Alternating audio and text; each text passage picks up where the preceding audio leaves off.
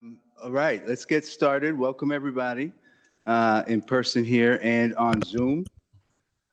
Just making sure everyone can hear me. Can you nod, Dr. Diamond? Because I can see your face. All right, great. So good to know. All right. So let me before I get started with the day, I'd like to welcome our Chief Judge of the Court, Judge John J. McConnell, who I think can hear me and catch the cue to come out here. But obviously where we are today in this beautiful courtroom, in this beautiful building, is our district court for the District of Rhode Island, our federal court. And they are great partners of ours since before we started the center, when we were American Indian Law Student Association members and formed the student group. The court was a partner from day one, and Judge McConnell actually helped us kick off our first event. So without further ado, I'd like to introduce Chief Judge.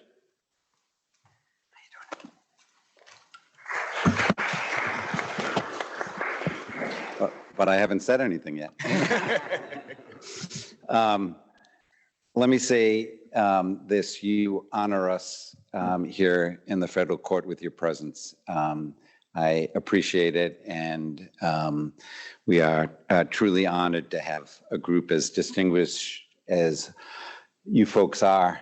And just on behalf of the federal court here, which has, as you know, not always been a friend of the Native people, I am thrilled that you accepted our offer to come here and hold your conference here.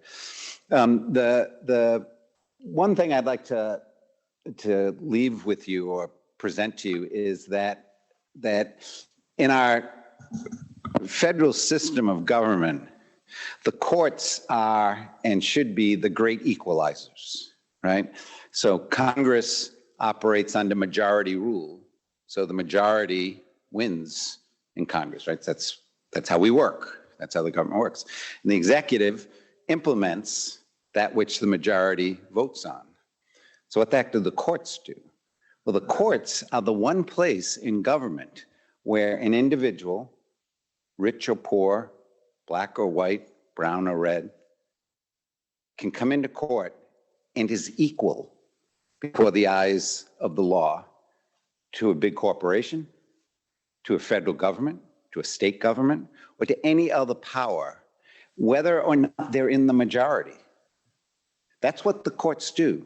The courts equalize between the powers of government, or the powers of money, or the powers of however people exert power, and the individual, to ensure that the Constitution is properly adjudicated to the individual, and that the statutes are interpreted in such a way that they are appropriately applied to the individual.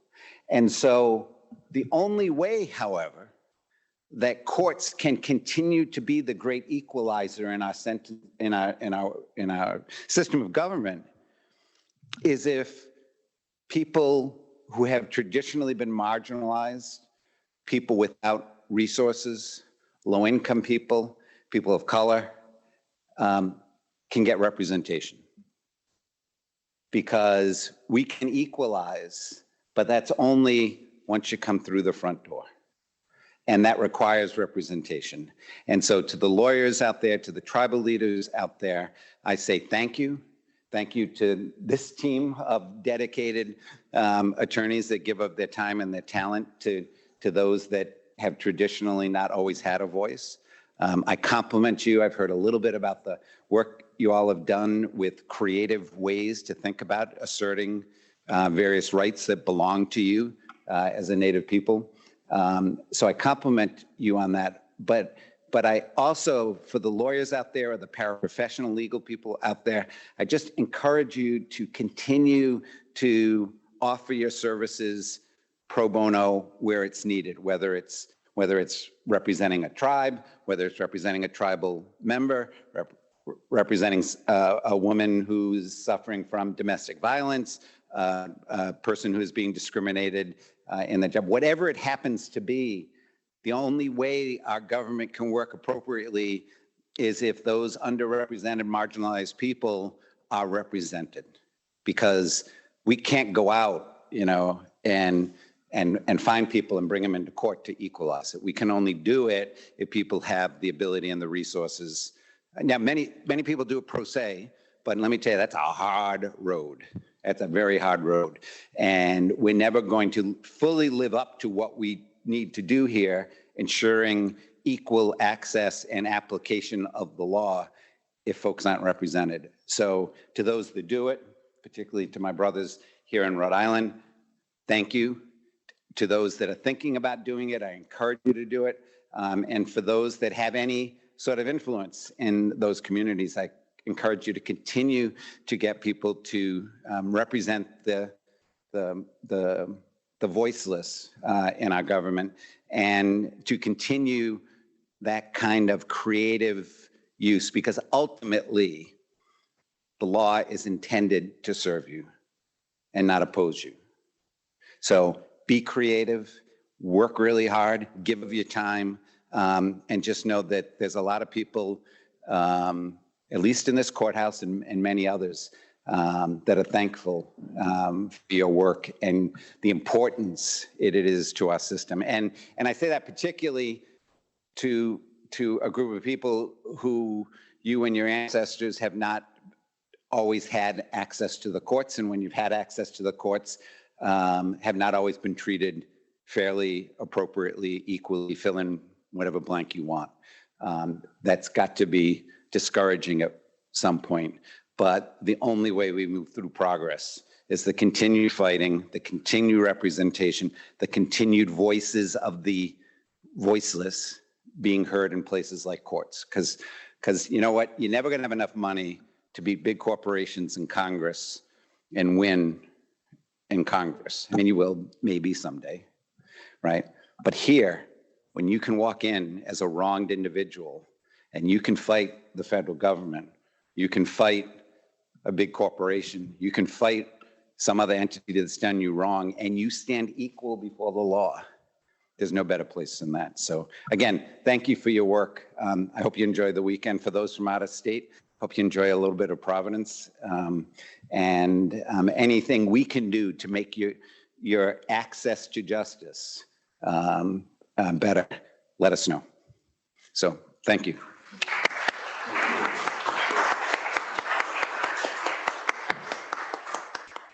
Thank you again to the Chief Judge, and also just all the amazing court staff who, when I threw out the idea of us kicking off this weekend here, it was a resounding, absolutely, yes, let's do it.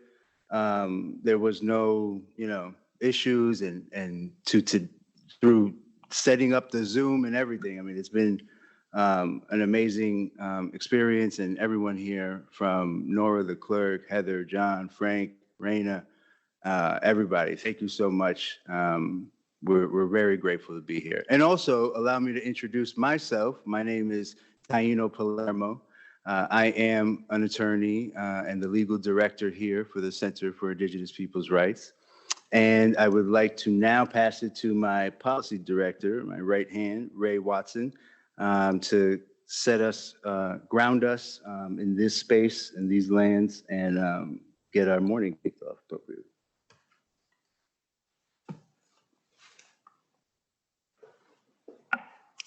Akuni, everyone, which in our language is to say peace be unto you.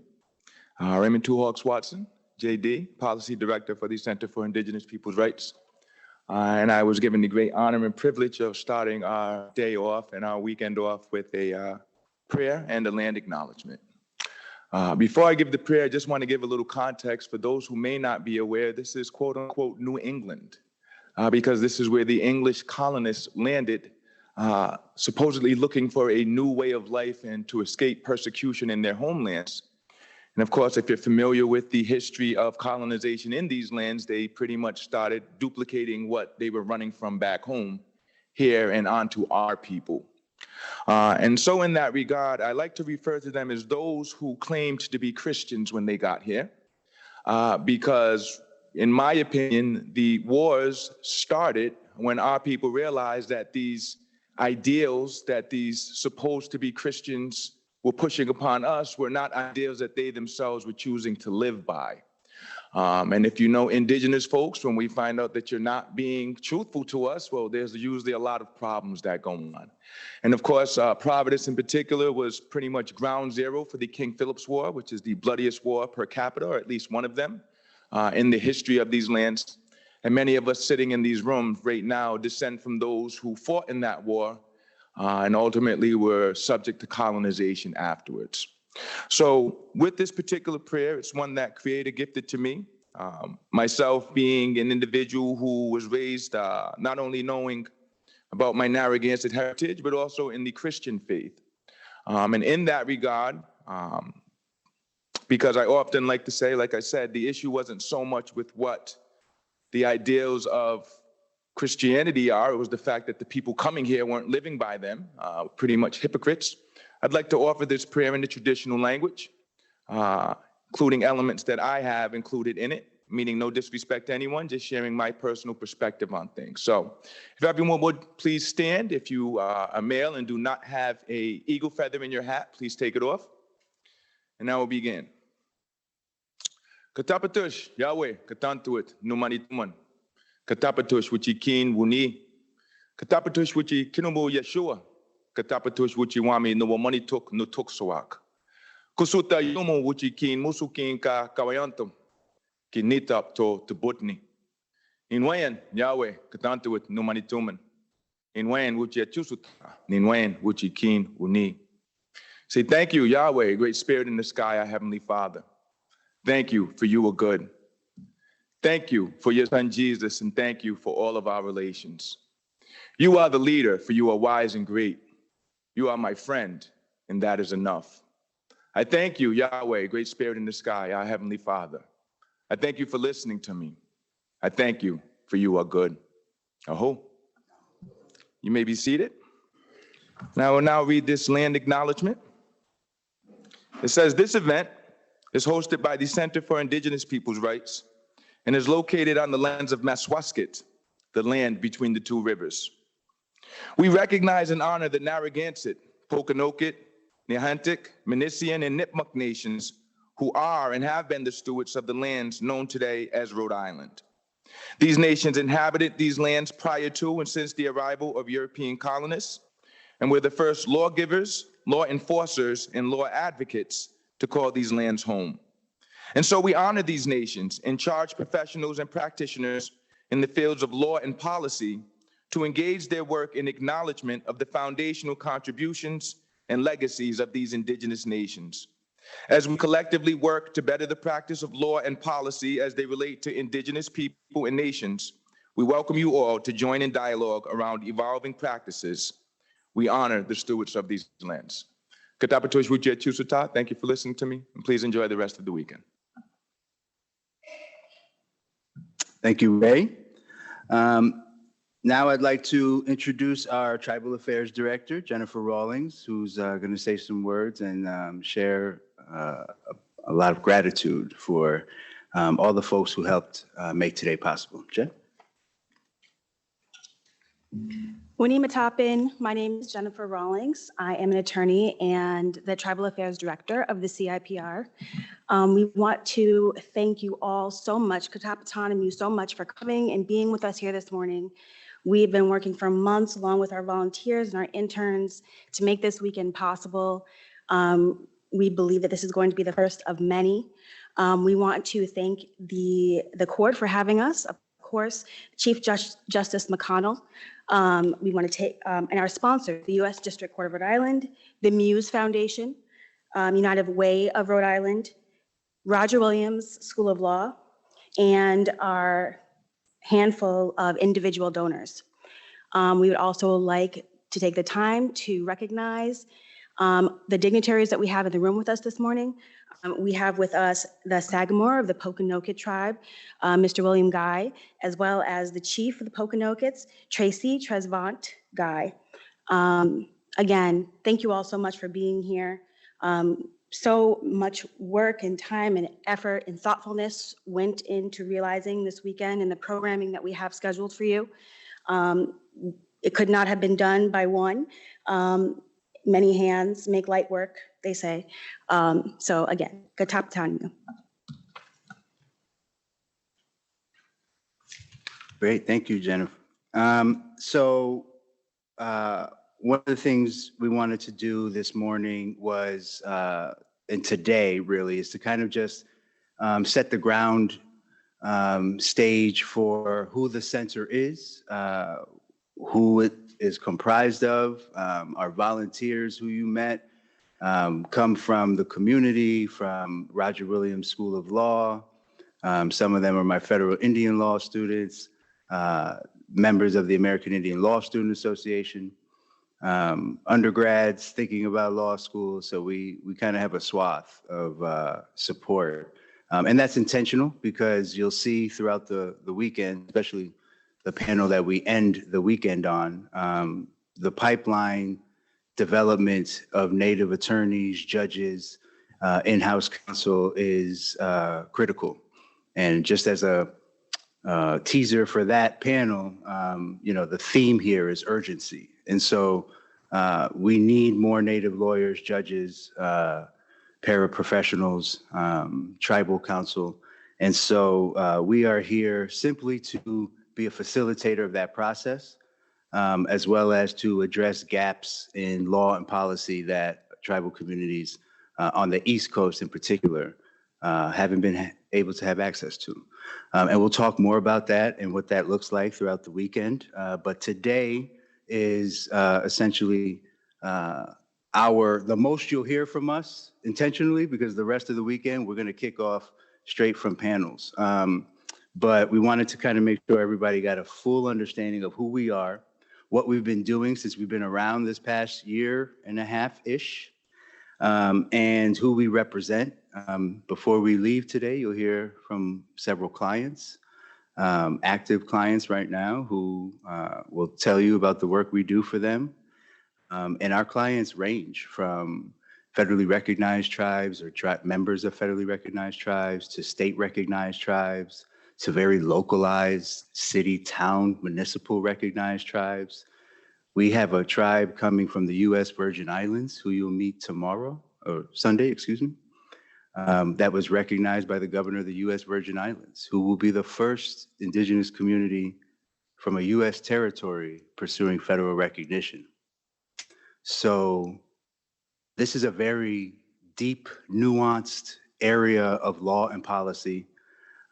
It goes beyond the scope of federal law into international law, human rights law, environmental law, and other areas of law. But this is our attempt to try and kind of convey and communicate the depth and breadth of East Coast indigenous tribal communities and the issues they face.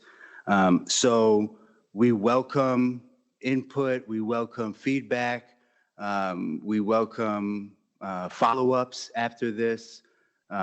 We welcome invitations to your tribal community to present, to talk, to educate, to provide services, to partner, collaborate, any way we can.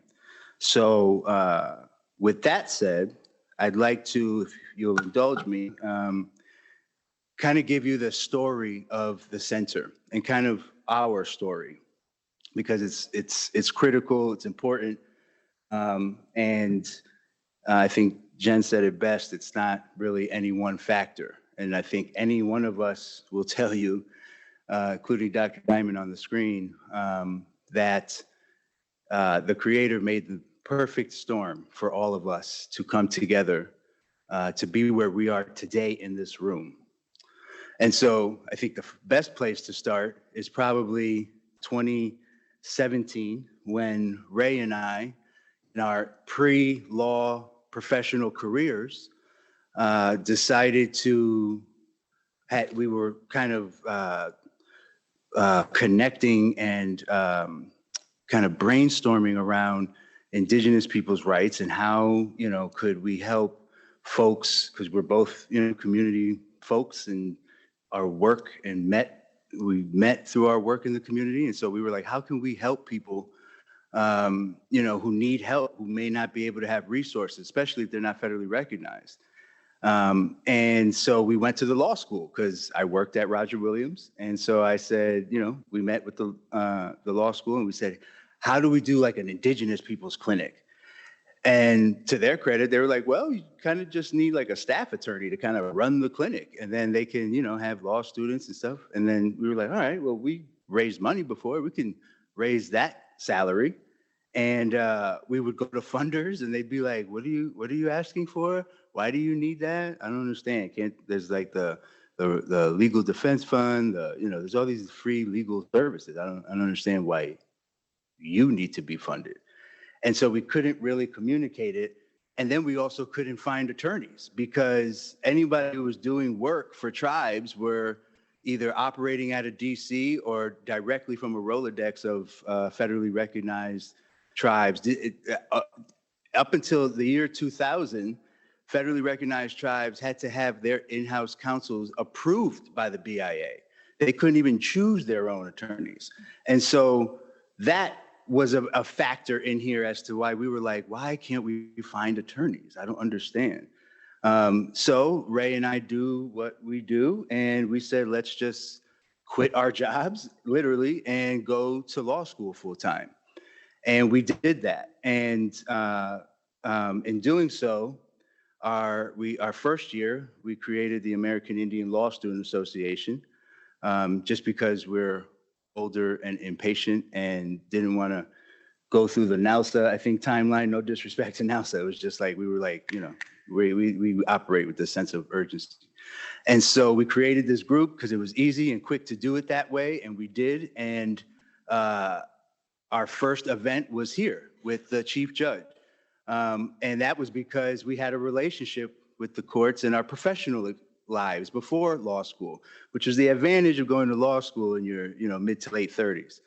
And so we had a professional network that we were able to bring into our law school career. And so we created the American Indian Law Student Association and had a really great first event here on murdered and missing Indigenous women during COVID, no less, as well. It was all virtual.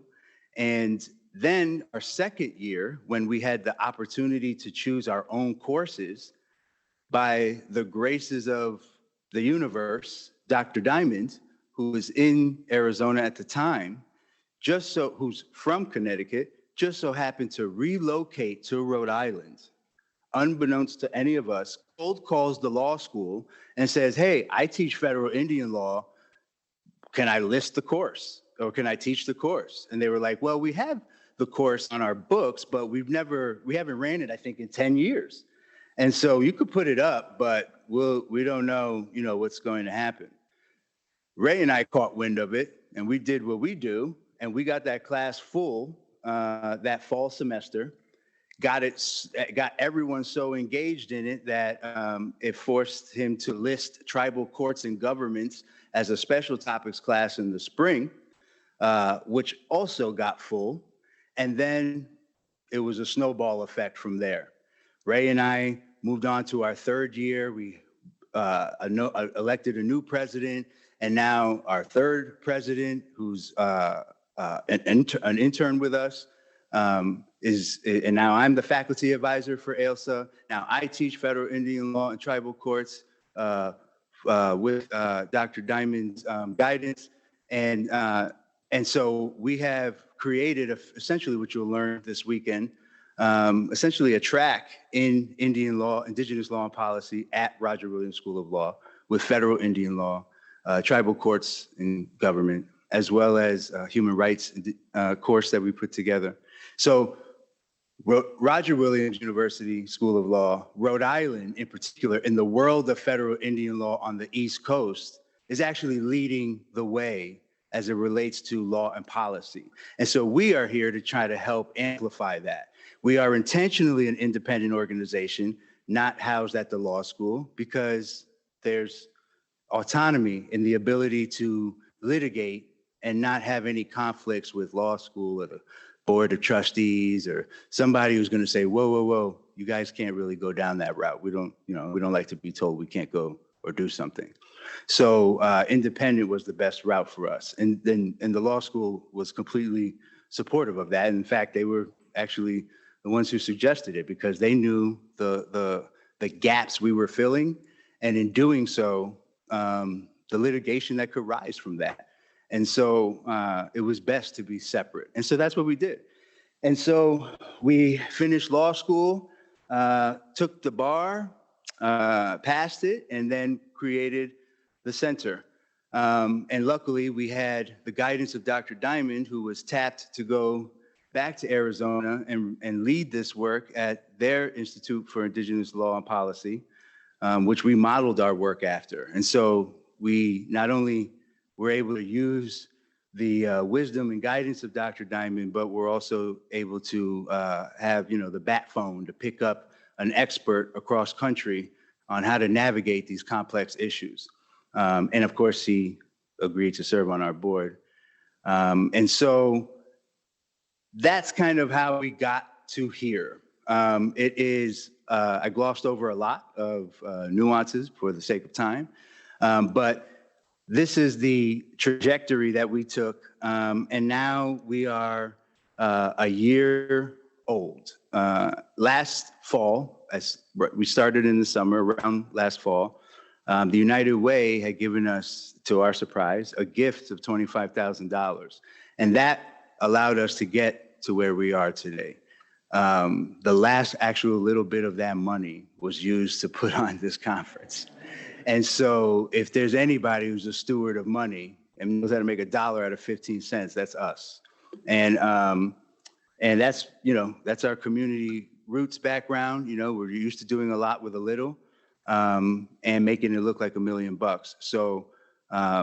So I say that as a signal to those listening or those who will listen in the rebroadcast that this is all done pro bono. Our clients, who you'll hear from this afternoon and this weekend, do not pay us anything. They pay their form of payment is right now, kind of giving the testimony of, in lieu of us being here, they wouldn't have anybody to help them, and I think that's more powerful for us. So that's our kind of story. That's kind of how we got here. I just wanted to kind of set that stage, and then, as we were going through our first year over this summer, we were like, well, what if we brought folks together as kind of just a first convening? I have a colleague who uses this term called return on collision, and he's a human social science person. So what that means is that when you put all these people in this space, what's the return on that collision, right? So that kind of group. You have a group of friends that you just all are really good thought partners. Every time you get together, you jam, and then something great comes out. You got 5 projects you're going to do after you meet. That's a great return on collision, right? Or you got a very confrontational group of folks together. You might have a bad return on collision. Our intentional curation of the panel this weekend, the topics, the approaches we're taking, is meant to have a very positive effect, return on collision. And that is because we are here today and this weekend purely for educational purposes. We have experienced in Rhode Island in particular, from the courts to policymakers, just a really lack of understanding of not only federal Indian law, but the nuances, crossovers, and multiple truths of indigenous law and policy. And you heard me reference several types of recognition is always a hot topic for debate. And it's an even hotter topic when you don't understand the nuances of it. So our purpose here is to educate folks throughout the weekend with local practitioners, regional, international practitioners, to understand that we are part of a bigger scope. The East Coast, especially indigenous communities, and our East Coast territorial communities are often neglected in the federal Indian law context, especially those who aren't federally recognized. And I can say that as, somebody who has the case book and teaches it. And so, but there is robust communities here, robust activities happening here, robust needs that are not being met here. And so we'll kind of lay that groundwork for you today and through the weekend. And we invite folks to engage, connect, come up to folks after, follow up after this, and help us continue to build a platform. This is what this is about, a platform. We're just trying to elevate best practices and practitioners, okay? And so we hope to do this every year, which is why we call it an annual gathering. It's a self-imposed obligation to bring all of us together each year around different themes. And this year, our theme is reclaiming and repatriation. And those are the legal approaches to reclaiming identity, reclaiming language, reclaiming cultural artifacts and things from institutions that have been taken from our communities, repatriating land. And so we are going to kind of cover that entire breadth of practices and practitioners happening in on the East Coast around these themes. Now, of course, we haven't captured everything, and we certainly don't want to give the impression that we got our arms around it all, because we do not. The point is you got to start somewhere, and so that's where we're starting. And if somebody wants to do it better, please, because I got other things I could do. And but until that happens, we are here, and we're here to help everyone as it relates to their indigenous needs and their tribal communities' needs. So what I will say is, I think as a ground rule, kind of a principle I'll reiterate throughout the weekend, is that we have to all understand there are multiple truths here. And there are the truths that you heard from the chief judge. There's the alternative truth to that, the federal courts were never designed to be supportive of indigenous folks. And so it's a system that was imposed on us that we are now navigating. Now, the generational manifestation of that looks like this. And now we are here to help navigate that. And so what I would say is that, we all bring our ancestral cultural past into the spaces we are in, and we are all bringing a lot of things, trauma, fights that we've been fighting, sometimes go unheard, all into these spaces. So the theme here is to just understand that, our truths are different. I personally, my name is Taino. My parents intentionally named me that. My sisters are Nina and Saray, also named after Taino, names. And we grew up as Puerto Ricans in New York, which has its own identity, but our family and everyone has all come from Ponce, Puerto Rico, the Guanilla region of Borinquen. And we grew up with these kind of dual identities of being like New Yorkers as well as being Tainos. And that was always weird for me because I also grew up in the American education system where, Christopher Columbus was the hero and killed all the Tainos. And so I was like, wait, that's weird because I'm here, my grandma's here. So that's I don't understand that. And it wasn't until I got educated and much older that I realized, there's more to my indigeneity and my native rights that I was unaware of. And then you add the layer of being from a territory and not a state. And then you feel like, your hands are tied. You can't really do anything. And then as I became more educated and met the actual Taino leaders in this work who have been fighting this fight, I realized, okay, this is a fight I can jump into. And so my truth looks a lot different than the truths of Northeast, New England community, tribal communities. But what we come together around is the need for our truths to be heard, honored, and those rights that flow from it to be protected. And so that's what we're hoping to do, and that's what we're hoping is communicated throughout the weekend.